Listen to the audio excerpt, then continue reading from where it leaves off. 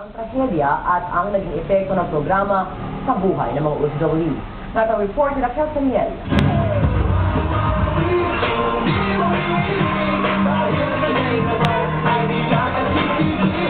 Sa gitna ng kasiyahan, lagi silang naroroon.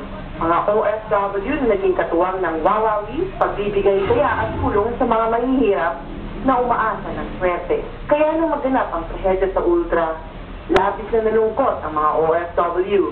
Sa gitna ng isang masayang birthday party sa Dubai, di na iwasan ang stampede pa rin ang napag-usapan. Nalulungkot ako sa nangyari, lalo na't marami ang namatay na mga kababayan natin, na mahihirap, na at least na nilang talagang maaga pa lang, ando na sila, pumila, para ba makasali sa programang yun, para magkapera. Nakalungkot kasi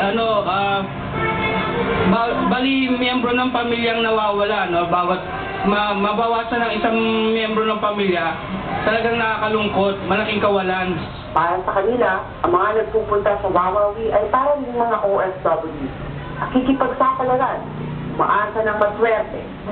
Pero marami rin umuuwing luhaan. Siyempre masakit for me kasi mga kababayan natin yon. And kumbaga umaasa lamang sila na manalo, something like that. Pero yun ang napala nila. Unang pumasok sa utak ko nung makita ko yon, awa sa mga kabayan natin, especially sa mga mahihirap. Ayon naman kay Angelo, tuwing makakakita sa noon ng nananalo sa Wawawi.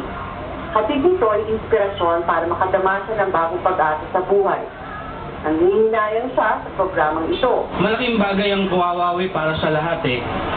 Kahit sa aming mga OFW, malaking kawalan pagka nawala din ang Wawawi. Dahil una-una, yung nakita natin yung pagbibigayan, tulungan, yung walang mahirap, walang mayaman pagdating na nanduro sa loob ng Wawawi. Isang OFW ang nag-aral ng awiting The Warrior is a Child. Hatid dito ang mensaheng maging matatag sana ang mga kaanak ng mga biktima sa gitna ng bagyong kinakaharap nila.